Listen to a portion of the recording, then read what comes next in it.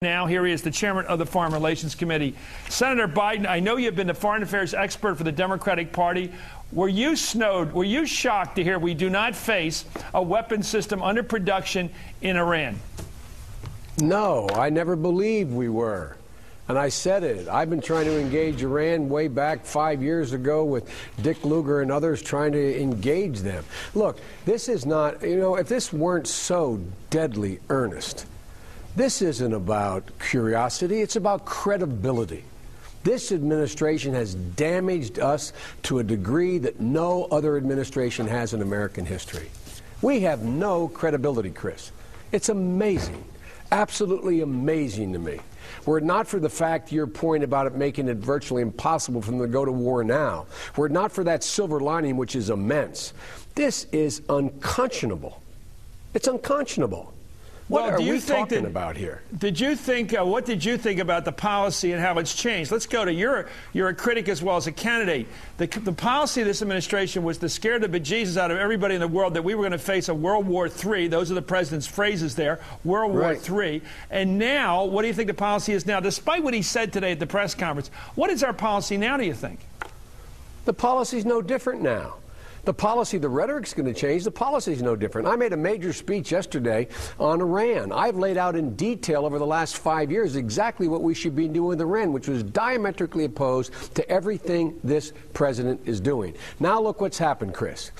In terms of our allies being willing to stay with us on other really critical issues, it's going to be virtually impossible. The Russians are running around the world touting the fact that now is proven that they've been right and we've been wrong. Now it undercuts our ability to deal with a real problem. A real problem is their continued effort to deal with Hezbollah and Hamas, their continued effort to deal with trying to find being able to produce highly enriched uranium. That's real. That's real. And now what's happened? Now, and secondly, what have we done? We have added to the urban legend in the streets of all the Muslim capitals of the world that this is a war against Islam. We have made it more difficult for every moderate Muslim leader from Karzai on to be able to deal directly with us. This is incredibly devastating to our interest in the Middle East, from Iraq through Pakistan, as well as our credibility around the world. It is going to cost us in a way that no one's calculated yet. The good news is, makes it harder for these cowboys to go to war. The bad news is we have been further damaged, and that hurts America's interest in a big way. Well, this propaganda war that's been fought now for years now, the phrases like weapons of mass destruction that you and I never heard of growing up, regime change, all the rest of it, homeland, all the rest of the new language we've learned from this crowd that came in a few years ago. So around the late 90s, they started pushing this.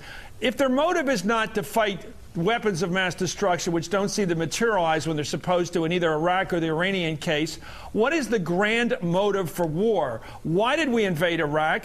Why were we threatening World War III with Iran? Why did this administration, Cheney and the president, keep pushing the war? Why do they always want to fight or scare somebody? What's it about if it's not weapons? Let me tell you what I think it's about. I can't prove it. I think it's about our ability to try to dominate that region of the world and control oil. I don't think we went to war because of oil, but I think there was an absolute belief. The only thing I can fit together with Cheney and this gang is that they went to war. They're smarter than they are acting. They're smarter than they're acting. What they do, they went to war in the hope that they would be able to do two things. One, have a government that sat on a whole bunch of oil that still exists in the world that would be indebted to us. Two, have permanent military bases in Iraq to dominate that part of the world, to be able to control oil. Not to go steal it for American oil companies, but to be able to control the price and control the access of it. A very Machiavellian view. There's nothing idealistic about Cheney. I don't know what President Bush thinks, but I think he's bought hook, line, and sinker the Cheney rationale that the only way for us to be able to be dominant in the 21st century is to use our overwhelming power in the face of the moral disapprobation of the rest of the world, threaten the rest of the world, and that's how we'd avoid war in the future. I think these guys are irresponsible, but the thing that angers me the most, and it angers me, Chris, is how incomprehensible it is for anyone to think that the president did not know that his intelligence agencies didn't believe what he was saying. I believe that's why these guys came out with it now. 16 American intelligence agencies uniting, saying, I'm not going to wear the jacket again on this one. And I disagree with only one thing that Andrea said. The intelligence community didn't misread what was going on in a major way in Iraq. They misused the intelligence they were given. Well, the trouble is the Senate has never gotten to that. I keep waiting for that second part of that intelligence analysis to show how it was manipulated. But I want to ask you about something you've been involved with. You said that if the President of the United States had launched an attack on Iran without congressional approval, that would have been an impeachable offense. Do you want to review that comment you made? Well, how do you stand on that now? Yes, do you think I do. I want to stand by that comment I made. The reason I made the comment was as a warning. The reason I don't say those things lightly, Chris. You've known me for a long time. I was chairman of the Judiciary Committee for 17 years, or its ranking member. I teach separation of powers and constitutional law. This is something I know. So I got together and brought a group of constitutional scholars together to write a piece that I'm going to deliver to the whole United States Senate, pointing out the president has no constitutional authority to take this nation to war against a country of 70 million people unless we're attacked or unless there is proof that we are about to be attacked. And if he does, I would move to impeach him. The House obviously has to do that, but I would lead an effort to impeach him. The reason for my doing that, I don't say it lightly. I don't say it lightly.